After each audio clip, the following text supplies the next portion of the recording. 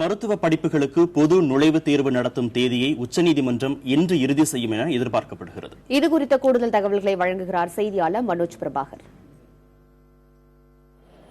மருத்துவ படிப்புகளுக்கான பொது நுழைவுத் தேர்வு எனப்படும் நீட் தேர்வினை நடத்தக்கூடிய தேர்வு தேதியினை உச்சநீதிமன்றம் இன்றைக்கு இறுதி செய்ய இருக்கிறது.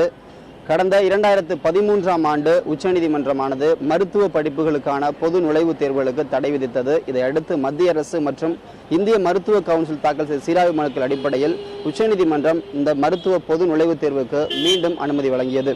இதற்கிடையில் இந்த ஆண்டு இது போன்ற ஒரு பொது மருத்துவ நுழைவுத் தேர்வை நடத்துவது என்பது இயலாத காரியம் என்று உச்சநீதிமன்றத்தில் நேற்றைய தினம் தெரிவிக்கப்பட்ட சூழலில் உச்சநீதிமன்றம் இந்த நுழைவுத் தேர்வினை இந்த ஆண்டை நடத்த வேண்டும் என்றும் இன்றைய தினம் மருத்துவ கவுன்சில் மற்றும் சிபிஎஸ்இ ஆகிய இருவரும் எந்த தேதிகளில் இதனை நடத்த முடியும் என்பது குறித்த தேதி பட்டியலிடம் கொடுங்கள் என்று உத்தரவிட்டிருந்தது. இதனுடைய அடிப்படையில் இன்று சரியாக 12 மணிக்கு நீதிபதிகள் அனில் ஆர் தவே, ஏ.கே. சிக்ரி மற்றும் சிவ் கீர்த்தி சிங் ஆகியோர் அடங்கிய அமர்வின் முன்பு இந்த தேதிகள் இறுதி செய்யப்பட இருக்கிறது.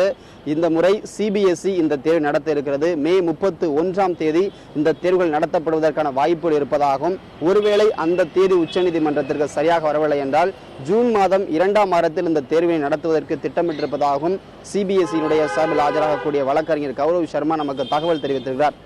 புதிய தலைமுறைக்காக டெல்லியிலிருந்து ஒளிப்பதிவாளர் பவன்குமாருடன் மனோஜ் பிரபாகர்.